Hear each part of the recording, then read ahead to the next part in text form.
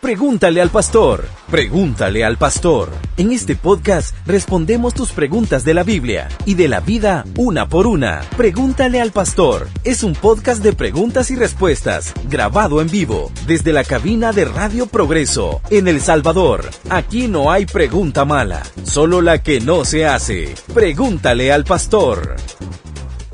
Muy bien. Vamos con otra pregunta. Esta pregunta igual es anónima. Dice Dani, por favor, anónima esta pregunta. ¿Cómo superar todas las secuelas que deja una infidelidad y cómo recobrar la confianza? Anónima, por favor. Buenísimo. Estoy entendiendo que es en el ámbito del matrimonio, sí, ¿verdad? sí. Eso es lo que yo estoy entendiendo, o de una relación que implica fidelidad, vamos a llamarle así, sí, porque no sé si eran novios o qué, pero entiendo que hay una relación ahí que implica fidelidad. Yo creo que lo mejor para poder perdonar correctamente es tener una dimensión correcta del perdón bíblico. O sea, uno piensa en el perdón y uno piensa en que perdonar es olvidar.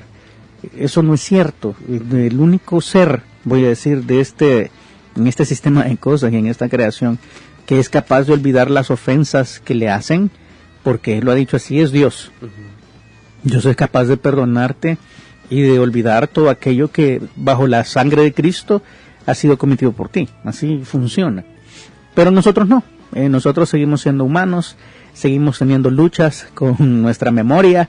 Algunas cosas nunca se nos van a olvidar, esa es la verdad. Pero entonces, ¿qué es el perdón bíblico?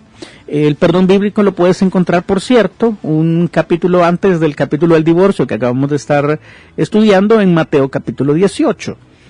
Hay una historia que el Señor va a contar ahí, a partir del versículo 23, que yo voy a tener que resumir mucho para poder salir con tiempo, pero esta es la famosa parábola de los dos deudores. Dice que había un señor que se puso a hacer cuentas y llamó delante de él a todos los que le debían. Y había un personaje que le debía 10,000 talentos. Entiéndase, por 10,000 talentos, un talento es la suma de 1,000 monedas que eran denarios, y que en este caso cada una de ellas representaba un día de trabajo. Entonces 10,000 por 1,000, o sea, tienes ahí 100,000, el resultado de 100,000 días de trabajo de un jornalero. Era una cantidad exorbitante. Y si a eso le sumamos, si hacemos el cálculo con la inflación y con nuestros actuales estándares, estás hablando de una deuda literalmente millonaria. No se podía pagar, o sea, es impagable.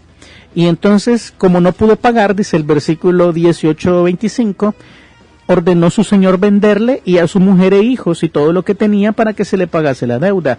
Entonces aquel siervo postrado le suplicaba diciendo: Señor, ten paciencia conmigo y yo te lo pagaré todo. Eso no es cierto, como te dije, era impagable. Pero aún así él pidió misericordia.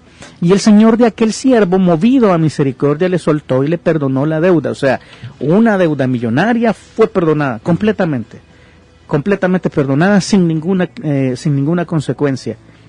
Pero entonces, saliendo aquel siervo, halló a uno de sus consiervos, alguien igual a él, que le debía 100 denarios. Ahora, pongamos esto en una balanza.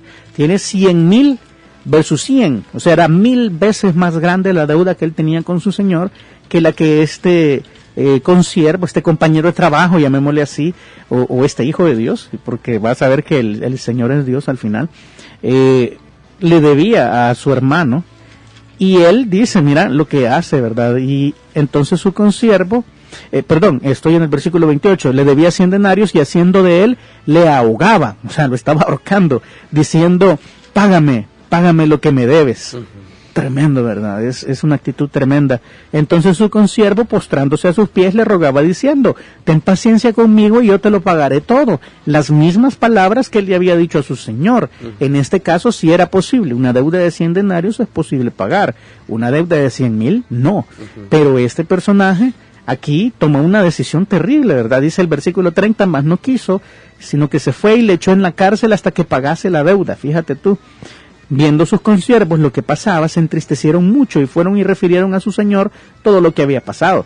Entonces, llamándole su señor, le dijo: siervo malvado, toda aquella deuda te perdoné porque me rogaste. ¿No debías tú también tener misericordia de tu consiervo como yo tuve misericordia de ti? Entonces su señor enojado le entregó a los verdugos hasta que pagase todo lo que debía. Y entonces ahí viene el final, que el final es una declaración categórica de Jesús. Así también mi Padre Celestial hará con vosotros si no perdonáis de todo corazón cada uno a su hermano sus ofensas. Wow. ¿Qué está diciendo esto? Que la mejor forma de perdonar es entender el perdón. ¿Qué es perdonar? Bíblicamente es dejar de cobrar una deuda. No es que la deuda no exista. No es que esta persona de repente la pagó. No es que alguien más la va a pagar. No, es que tú, en vista del gran perdón que Dios te ha dado, o sea, fíjate cómo Dios te ha perdonado todos y cada uno de tus pecados, presentes, pasados y futuros, y lo ha puesto sobre los hombros de Jesús y lo pagó con su sangre. Esta deuda que jamás podríamos pagar ha sido completamente perdonada, sin que nos merezcamos nada, sin que hayamos hecho nada para merecerlo y mucho menos para ganarlo. Ese es Dios, o sea, Dios es este Señor que te perdona de una manera increíble y puedes salir libre de su presencia si es que te has postrado delante de Él y le has pedido perdón. Entonces, teniendo en cuenta ese gran perdón, nosotros debemos, en el poder del Espíritu Santo, o sea, siendo habitados por Él, entendiendo que tenemos una relación con Cristo que nos ha perdonado, decidir dejar de cobrar esa deuda. Yo entiendo que ha habido un daño, yo entiendo que ha sido terrible, que probablemente la traición es muy dolorosa, es uno de los peores dolores que un ser humano puede de alguna manera experimentar, pero créeme, no es tan doloroso como todos los pecados del mundo cayendo sobre ti cuando eras completamente inocente. O sea, así funciona.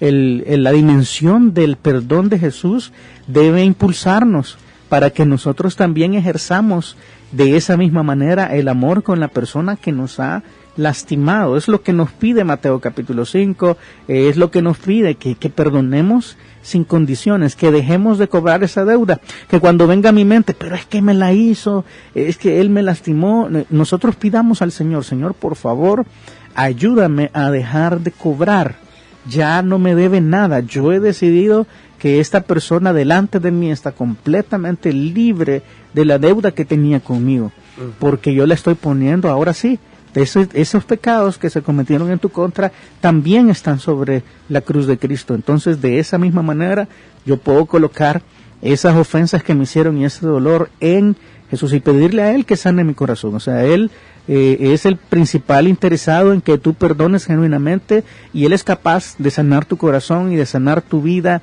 y de hacer que eso quede completamente enterrado atrás, en el pasado donde no debemos volver. Pídeselo a Él, pero Él demanda de ti que tú tomes la decisión firme de dejar de cobrar.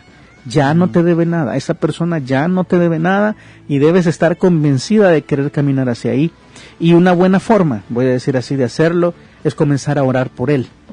¿Cómo así? Que ores porque le vaya bien, que ores porque Dios le bendiga, que ores porque se encuentre genuinamente con el Señor. Y tú vas a ver que al principio va a ser doloroso, uno no quiere hacerlo, pero poco a poco, aquel por quien oras se vuelve parte de tu corazón y puedes perdonar. Pues yo te animo a esto, hermana, que nos preguntas acá.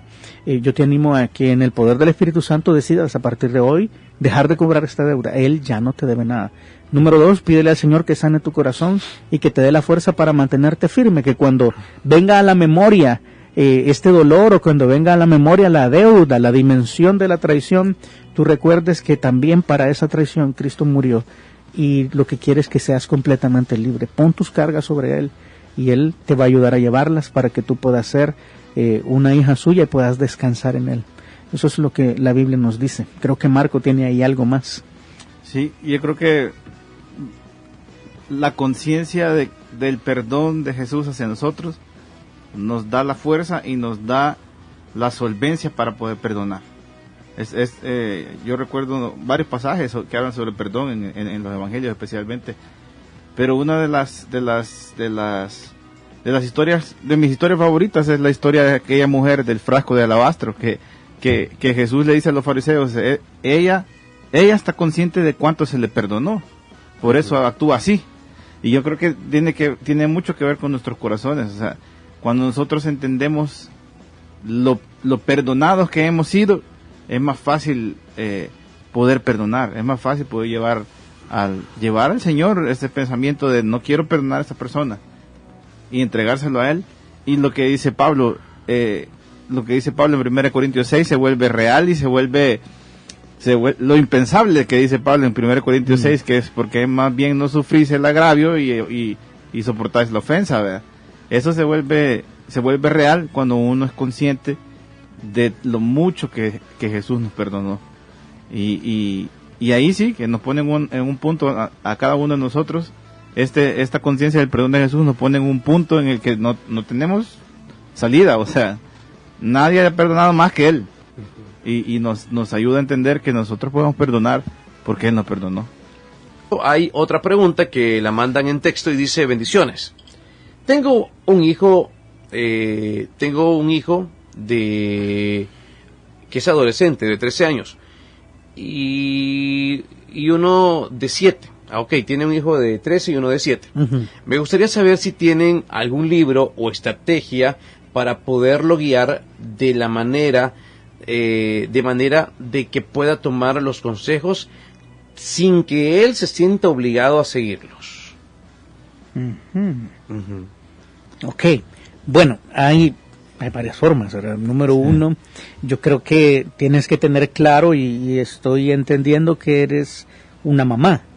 Es así, ¿verdad? No, es un papá, es un padre. Buenísimo, eres un papá, qué bueno.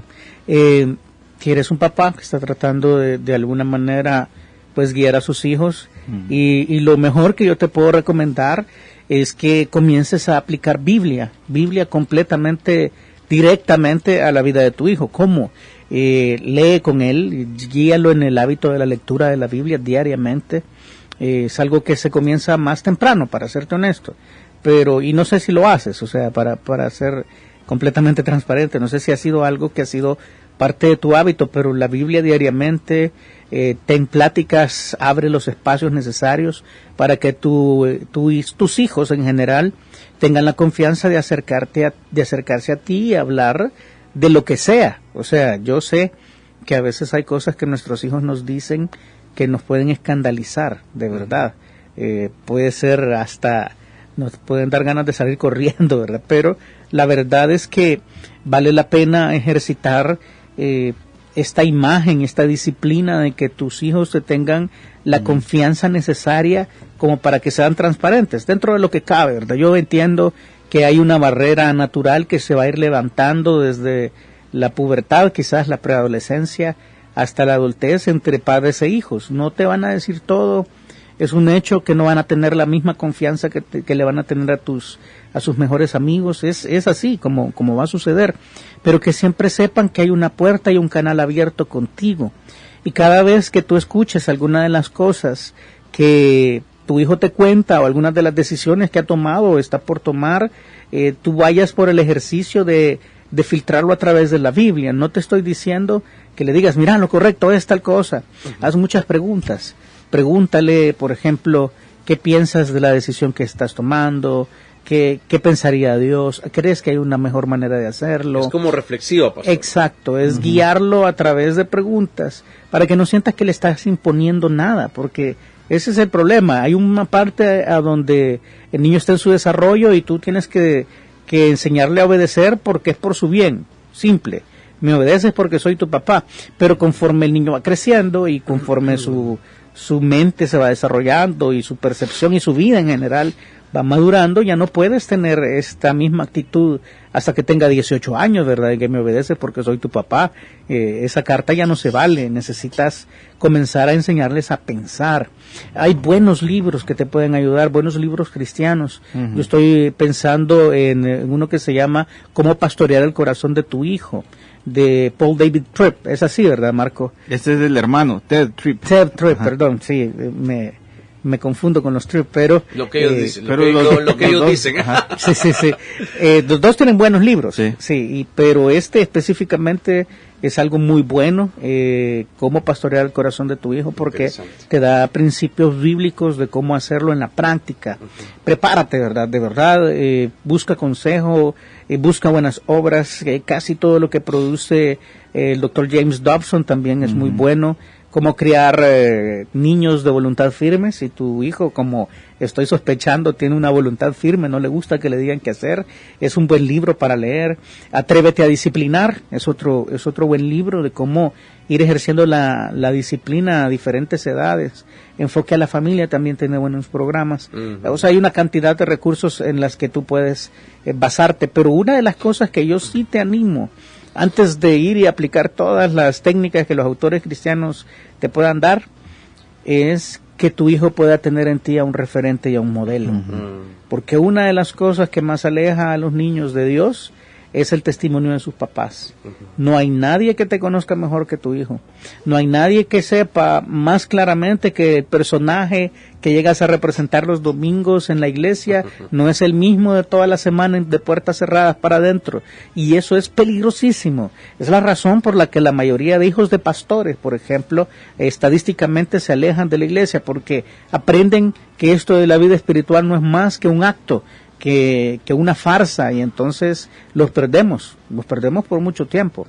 Veo que hay una llamada ahí, ¿verdad? Estoy viendo el telefonito. Tengo miedo de quien sea, fíjese, hay que desempolvarlo, pero... Tengo miedo de quien sea, pero en honor... ya se fue la llamada. Se nos fue. No tengo miedo. Ok, de acuerdo. Marque. Pero, como te decía... Que mirada del pastor desde allá. Sí, ¿qué te pasa?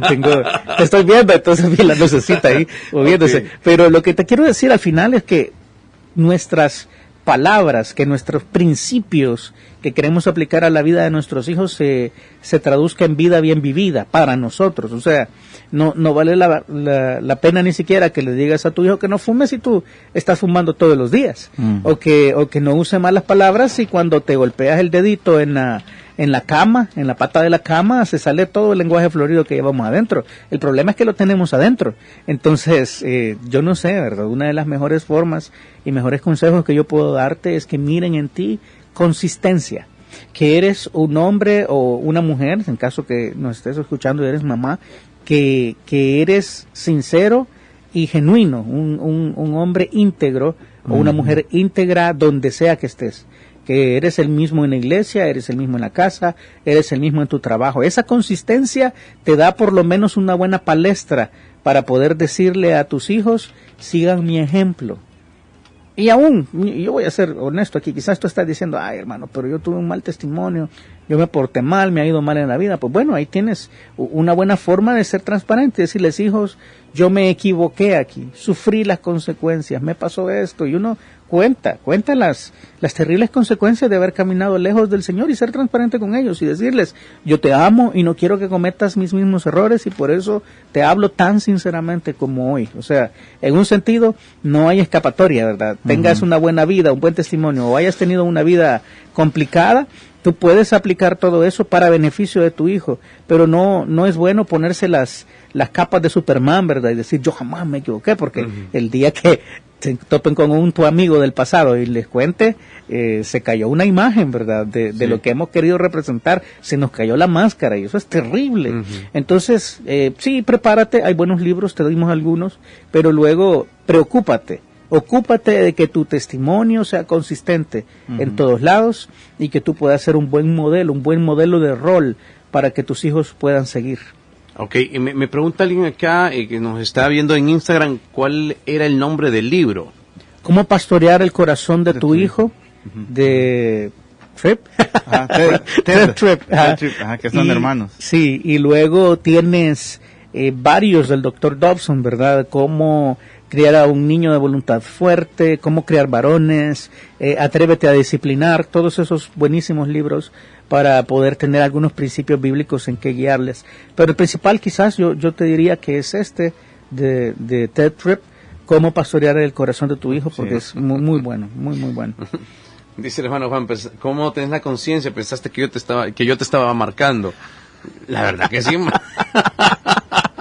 Se siente amenazado. Dice César Castro también desde Canadá, esos huevos son pecadores, están divorciados, dice. Ojalá tuviéramos huevos divorciados, hermano. No, pero si usted quiere patrocinarnos un día, alguien que tenga comedor o algo, con mucho gusto, y aquí ponemos el logo de su empresa atrás, ¿verdad? Sí, aquí nos han dado agüita nada más. Sí. Bueno, vamos con una pregunta. Era la primera, yo no sé por qué no aparecía, pero qué bueno, hermano, que me la reenvió. Dice de la siguiente manera, de manera anónima. Pastor, dice, bendiciones, o pastores, bendiciones. Una pregunta. No diré mi nombre, esto es anónimo. Dios puede perdonar al fallarle de nuevo por el mismo pecado, por el mismo pecado que ya nos perdonó una vez. Por ejemplo, un borracho que Dios ya lo había limpiado y vuelve a caer. ¿Puede Dios volver a perdonar? En una borrachería, si alguien cae en lo profundo, así que una mujer se aprovecha de otra y ésta se arrepiente, Dios la persona porque Dios abomina el acostarse con el mismo sexo, dice. Eso es según el Antiguo Testamento.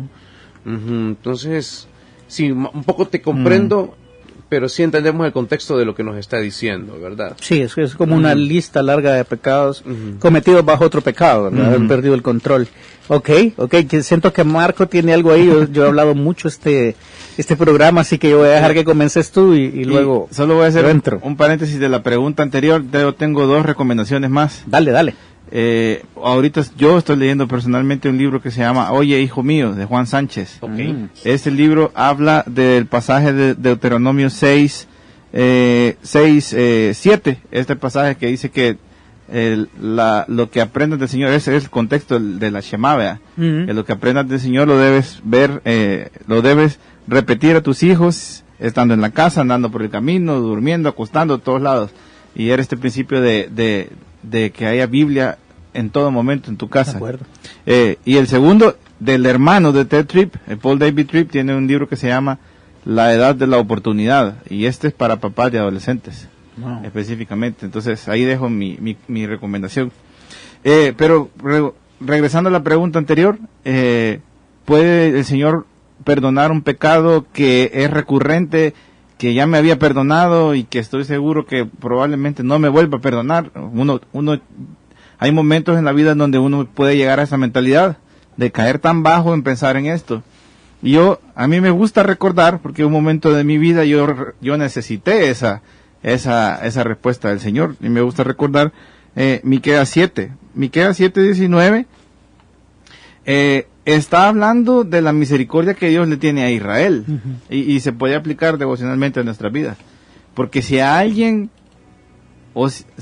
pensando que Israel, poniéndolo como una persona, si a alguien se le perdonó muchísimo más de lo que nosotros pudiéramos pedir perdón, fue Israel.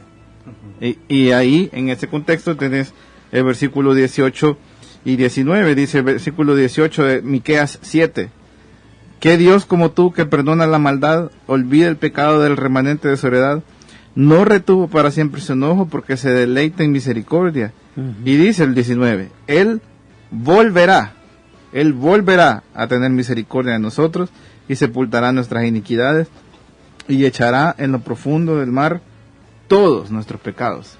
A mí me da mucha esperanza saber que el Señor todavía no se le ha agotado su misericordia. Yo creo que tenemos mucha esperanza en la gracia de Él, en su gracia, en saber que Él se deleita en misericordia, en que no hay ningún otro Dios como Él que perdona el pecado de nosotros, y que no hay nadie que se deleita más en olvidar para siempre nuestras iniquidades y en echarla en lo profundo del mar.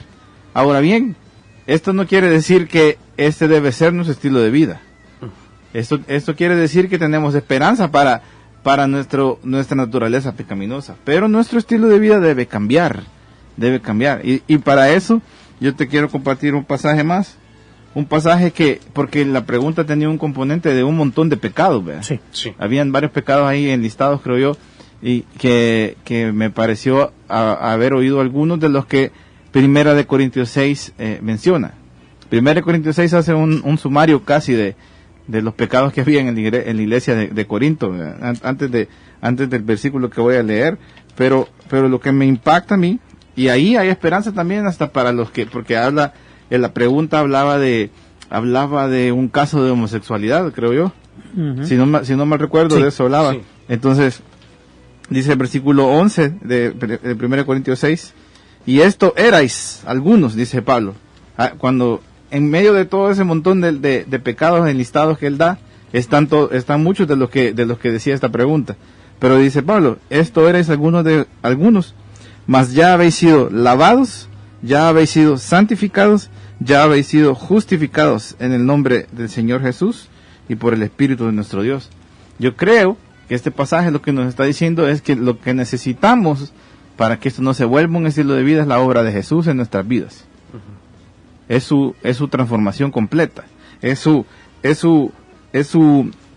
lavamiento, es su santificación y es su justificación. Son tres cosas diferentes ahí que son bien interesantes verlas, pero necesitamos que Él limpie nuestros pecados y Él es el mejor en hacer esto. Necesitamos que Él nos santifique, nos aparte, pero para esto debe haber en nosotros la actitud de apartarnos después de esto, después de conocer nuestros pecados y decir, hey, esto realmente me hace daño, yo debo salir de esto.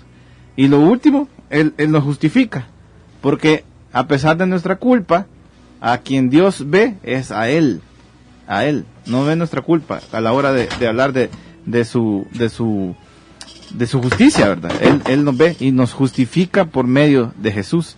Entonces yo creo que si es posible que el Señor nos perdone, claro que es posible. Pero ¿qué debe pasar en nuestra vida? Necesitamos la obra de Jesús para que no recaigamos y no estemos enlodándonos nuevamente y no estemos cayendo en el mismo hoyo otra vez. Casi nos quedamos sin teléfono, pero sí, tuvimos un accidente serio en cabina. Sí, mucha disculpa. Es que estaba tratando de enviar un audio aquí a la computadora. Lo quiero poner porque y queda ya como para la próxima semana. Sí. Entonces eso estaba haciendo porque aquí en la computadora no me cargaba y ahí subimos el accidente, pero todos estamos bien, ¿verdad? Sí, estamos completos. Y el teléfono dice, yo no. Qué terrible. Pero bueno, cansado, jefe. Cabal, estoy cansado, jefe. Sí, yo nada más poner ahí un par de notitas más. Es 2 de Timoteo 2:13, recuerda este pasaje. Si fuéramos infieles, Él permanece fiel. Él no puede negarse a sí mismo. Él ha dicho, el que a mí viene no le echo fuera, y ha estado siempre con puertas abiertas para perdonar. Entonces, que el perdón de Dios no sea algo que te preocupe, que te preocupe qué vas a hacer tú para poder alejarte de esta vida de pecado. O sea, qué provisiones vas a tomar y decisiones tienes que tomar tú para que esto no se vuelva a repetir. Despreocúpate, el perdón de Dios está ahí y Él se va a mantener fiel a lo que ha dicho. Siempre y cuando tú realmente estés arrepentido, Él te va a perdonar, pero necesitas comenzar a tomar decisiones para alejarte de este tipo de vida, este estilo de vida o este pecado que te arrastra a otros pecados. ¿Qué vas a hacer? Esa es la pregunta que debe estar en tu mente continuamente. ¿Vas a acercarte a un grupo? ¿Vas a tomar un programa? ¿Vas a pedir consejería? ¿Vas a buscar a alguien que te ayude?